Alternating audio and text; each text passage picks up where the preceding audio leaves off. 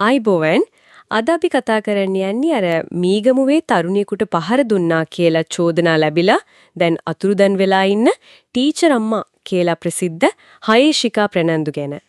ඒ සිද්ධිය සම්බන්ධයෙන් අපිට ලැබිලා තියෙන තොරතුරු ටික ගැඹුරින් බලමු. අපිට තියෙන මූලාශ්‍ර ගොඩක් වෙලාවට පොලිස් වාර්තා, එතකොට ඒ සම්බන්ධ නිවුස් රිපෝට්ස් වගේ දේවල්. ඉතින් මේවයින් බලමු මේ සිද්ධියේ පසුබිම කොහොමද? කවුද සම්බන්ධ? දැන් මොකද්ද වෙන්නේ කියලා චිත්‍රයක් මවා ගන්න. ඔව් ඇත්තටම මේක බැලුව බැලමට පේනවට වඩා ටිකක් සංකීර්ණයි වගේ මූලාශ්‍ර වලදී පේනවා මේකේ ස්තර ගොඩක් තියෙනවා කියලා. ඒ කියන්නේ වැඩපලක ප්‍රශ්නයකින් පටන් අරන් සෝෂල් මීඩියා වලටත් ගිහින් අන්තිමට මේ වගේ දරුණු පහර දීමක් දක්වාම ඇදිලා ගිහින් තියෙනවා. අපි බලමු මේ විස්තර ටික එකිනෙක ගලපලා ඇත්තටම මොකද්ද මේ වෙන්නේ කියලා තේරුම් ගන්න. එහෙනම් මුලින්ම අපි මේක පටන් ගමු හයේෂිකා ප්‍රනන්දු තාමත් අතුරුදන් කියන කාරණෙන්. ඒක තමයි ලොකුම නිවුස් එක. පොලිස් ටීම් 3ක්ම දාලා තිනවා කියලා තාරංචි නේද? ඔව් ඒක තමයි තත්වය. පොලිසිය දැන් සැක කරන්නේ එයා ෆෝන් එකත් ඔෆ් කරලා දුවත් එක්ක කොහේ හරි ගිහින් නැති කියලා. ඒ කියන්නේ ප්‍රදේශයෙන් පිට වෙලා. ඒ වගේම මේ සිද්ධියට යටින් තව කතාවක් තියෙනවා කියලාත් පොලිසිය කියනවා. ඒ කියන්නේ මේ හයේෂික ප්‍රනන්දු කියන ටීචර් ක්ලාස් කරලා තියෙන සම්පූර්ණයෙන්ම වගේ ඔන්ලයින් අන්තර්ජාලයෙන්. ඔන්ලයින් ක්ලාස් කරන කෙනෙක්. ඔව් එයාගේ කටාන ගෙදර ඔෆිස් එකක් වගේ තියාගෙන තමයි මේ වැඩේ කරලා තියෙන්නේ. ඒකට කට්ටියකුත් වැඩ කරලා තින ස්ටාෆ් එකක ඉඳලා තියෙනවා. එතකොට අර පහර කෑවයි කියන තරුණිය එයා ගැන මොනවද තොරතුරු? මෙහෙමයි එයා තමයි මේ ඔන්ලයින් ක්ලාස් වලට අර ග්‍රැෆික් ඩිසයින් වැඩ ලයිව් ස්ට්‍රීම් කරන එක ඒ වගේ ටෙක්නිකල් සපෝට් එක දීලා තියෙන්නේ. හරි. එතකොට එයා කාලයක් වැඩ කරලා තියෙනවද එතන? ඔව් කාලයක් ඉඳලා තිනවා. දැන් ගැටුම පටන් ගන්නේ මෑතකදී අලුතෙන් ගත්ත තරුණියක්ව ට්‍රේනින් වලට මෙයා යටතට දානවා. එතරම්දි තමයි අර තරුණිය චෝදනා කරන්නේ මේ තරුණයා එයාට අනවශ්‍ය විදියට ලං වෙන්න හැදුවා. ශාරීරිකව අතවර කරන්න හැදුවා කියලා ඒක යා හයේෂිකාටයි අර ඔෆිස් එකේ මැනේජර්ටයි කියලා තියෙනවා. පැමිණිල්ලක් කරලා තියෙනවා ටුඩේ. ඒකට මොකද වෙලා තියෙන්නේ? මේ පැමිණිල්ලෙන් පස්සේ හයේෂිකාගේ හස්බන්ඩ් කියන්නේ සැමියයි අර මැනේජරුයි මේ තරුණයාත් එක්ක කටාන පොලිසියට ගිහින් පැමිණිල්ලක් දාලා. පොලිසියටත් ගිහින් තියෙනවා. ඔව්. එතනදී මේක සමතයකට පත් කරන්න දවසකුත් දාලා තියෙනවා. ඒත් ඒ දවස් එන්න කලින් තමයි මේ තරුණියව රස්සාවෙන් අයින් කරන්නේ. ඒක ටිකක් පුදුමයි නේද? සමතයකට දවසක් තියෙද්දි තස් කරන එක. ඔව් ඒක පොඩ්ඩක් හිතන්න ඕන කාරණයක්. සමහර වෙලාවට ඒ වෙද්දිත් ප්‍රශ්නේ දුර දිග ගිහින් තිබුණද දන්නේ නැහැ. කොහොමරි මෙයාව අයින් කළාට පස්සේ තමයි කේස් එක තවත් දරුණු වෙන්නේ. කොම්මදී? අර රස්සාව නැති වුණ තරුණයාගේ සහෝදරියක් මේක අසාධාරණයි කියලා හයේෂිකා ප්‍රනාන්දු ගැන Facebook එකේ පෝස්ට් එකක් දානවා. ඔව් එයාගේ චරිතය විවේචනය කරලා අර ටීචර් අම්මා ඉමේජ් එකයි ඇත්ත තත්ත්වය අතර වෙනසක් තියෙනවා වගේ අදහසක් දීලා අනේ පෝස්ට් එක නිසා ආයෙත් ප්‍රශ්නයක් ඇති වෙනවා එහෙනම් හරියටම ඒ පෝස්ට් එක දැකලා හයේෂිකාගේ සෙමියයි මැනේජරුයි ආයෙත්තර තරුණියව හම්බ වෙන්න ගිහින්.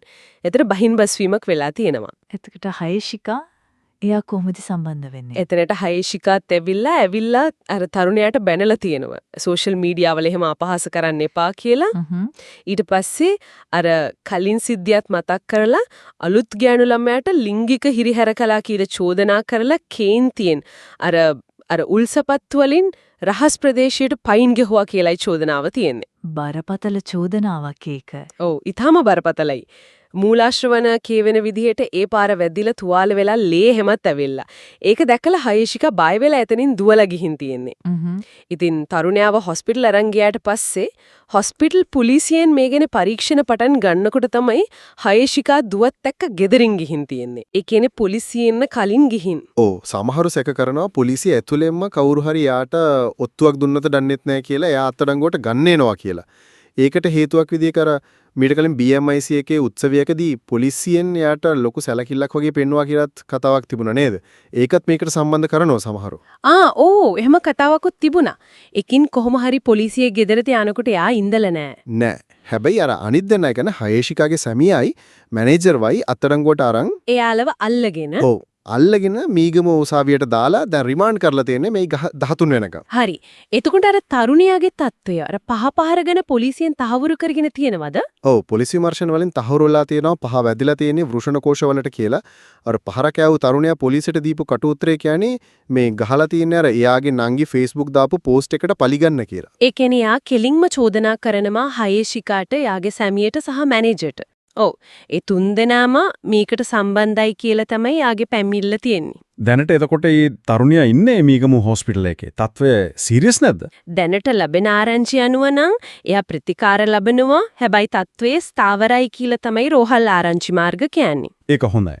ඒ වගේම පොලිසියෙන් කියලා තියෙනවා හයේෂිකාව අත්අඩංගුවට ගන්න විමර්ශන ඉක්මන් කරලා තියෙනවා කියලා නේද? ඔව්. පොලිස් මාධ්‍ය ප්‍රකාශක ඒක තහවුරු කරලා තියෙනවා. එහෙමනම් මේ මුළු සිදුවීම් දාමේ දිහා බැලුවම වැඩපොලක ප්‍රශ්නයක් ඒක සෝෂල් මීඩියා වලට යනවා ඊට පස්සේ ඒක දරුණු පහර දීමක් දක්වා යනවා අන්තිමට ප්‍රධාන සැකකාරිය අතුරුදන් වෙනවා අන්න ඒ වගේ චිත්‍රයක් තමයි මේ මූලාශ්‍ර වලින් මතුවෙන්නේ. ඔව් ඒක තමයි ලිංගික හිරිහැර චෝදනාව රස්සාවෙන් අයින් කිරීම ඊට පස්සේ Facebook එකේ චරිත ඝාතන උත්සාහයක් අන්තිමට ප්‍රචණ්ඩ විදිහට ඒකට රියැක්ට් කරන එක මේ ඔක්කොම එකට බැඳිලා තියෙනවා.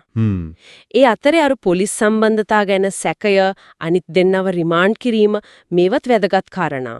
ඇත්ත වශයෙන්ම ඉතින් බලමු ඉදිරියේදී මේ විමර්ශන වලින් තව මොනවා එළියට එයිද කියලා අපි ඒ ගැන අවධානයෙන් ඉන්න ඕන. ඔව් අවසාන වශයෙන් අපි කල්පනා කරන්න ඕන දෙයක් තමයි මේ ටීචර් අම්මා වගේ අන්තර්ජාලය හරහා සෝෂල් මීඩියා හරහා ගොඩනගා ගන්න හරිම ලස්සන ප්‍රතිරූප తీරවනේ. ඔව්. ඒ ප්‍රතිරූපයයි සැබෑ ජීවිතය විශේෂයෙන්ම මේවට ගැටුම්කාරී අවස්ථාවකදී මතුවෙන හැසිරීමයි අතර තියෙන සම්බන්ධය සමහර විට පරතරය ඒක හරිම සංකීර්ණයි මේ වගේ සිදුවීම් ඒ ගැන ආයෙත් හිතන්න අපිව පොළඹවනවා නේද?